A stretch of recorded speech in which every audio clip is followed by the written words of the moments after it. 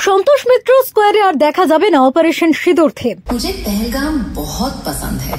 বন্ধ হতে চলেছে বিজেপি নেতা সজল ঘোষের পুজো। পুলিশের জুলুমের মুখে পড়েই পুজো বন্ধের ডাক বিজেপি নেতার। অপারেশন সিঁদুর থিম ঘুম কেড়েছে তৃণমূলের। বাংলার বুকে কি পুজো করা যাবে না, প্রশ্ন বিজেপি নেতার।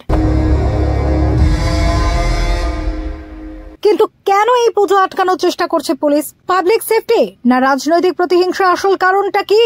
মুসলিমদের কোনো অনুষ্ঠান হলে কি এমন করতে পারত পুলিশ? উঠছে সে প্রশ্ন। আজ সবে ষষ্ঠী, তাতেই মণ্ডপ উপচে পড়া ভিড়। বৃষ্টি মাথায় ঠাকুর দেখছে গোটা বাংলা। তারই মধ্যে কলকাতার সন্তোষ মিত্র স্কোয়ারে তুমুল উত্তেজনা। বিজেপি নেতা সজল ঘোষের আশঙ্কা, পুলিশি জুলুম এতটাই বেড়েছে যে তিনি পুজো চালিয়ে যেতে পারবেন কিনা তা নিয়ে যথেষ্ট সন্দেহ রয়েছে। শুক্রবার কেন্দ্রীয় স্বরাষ্ট্রমন্ত্রী অমিত শাহ সন্তোষ মিত্র স্কোয়ার সার্বজনীন দুর্গোৎসব সমিতির পুজোর উদ্বোধন করেন। চতুর্থীর সন্ধ্যায় জনসমুদ্র দেখে উদ্যোক্তা সজল ঘোষের মনে সংশয়, তিনি আদৌ পুজো শেষ করতে পারবেন কিনা। কলকাতা পুরসভার কাউন্সিলর সজল ঘোষের এই পুজো ঘিরে মানুষের উৎসাহ তুঙ্গে। এবছর থিম অপারেশন সিঁদুর ঘোষণা হবার পর থেকে মুচিপাড়া থানা থেকে একের পর এক চিঠি পেতে শুরু করেছে পুজো কমিটি। সজল ঘোষের দাবি, পুলিশ ইচ্ছা করে মণ্ডপের কাছাকাছি ব্যারিকেড দিচ্ছে যাতে দর্শনার্থীরা সহজে পৌঁছতে না পারে। তিনি বলেন, পুলিশি জুলুমের মুখে কতক্ষণ পুজো চালাতে পারবো জানি না, আরো কিছু পুলিশি নোটিশ পাওয়ার অপেক্ষায় আছি, পাশে থাকুন। সজল ঘোষ পুলিশের নিয়ন্ত্রণ নিয়ে বিস্ফোরক অভিযোগ করলেও পুলিশের বক্তব্য ভিন্ন।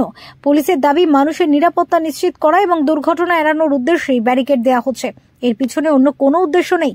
মুচিপাড়া থানা চলতি বছরের 14 মে, 12 জুন, 15 জুলাই এবং 9 সেপ্টেম্বর সন্তোষ মিত্র স্কোয়ার সার্বজনীন দুর্গোৎসব সমিতিকে একাধিক নির্দেশিকা পাঠিয়েছে।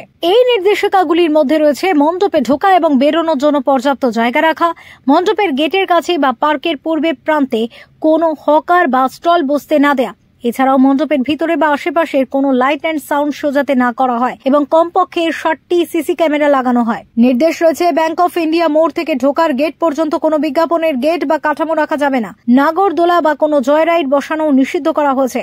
পাশাপাশি 250 জন প্রশিক্ষিত স্বেচ্ছাসেবক মোতায়েন করার দায়িত্বও বলা হয়েছে।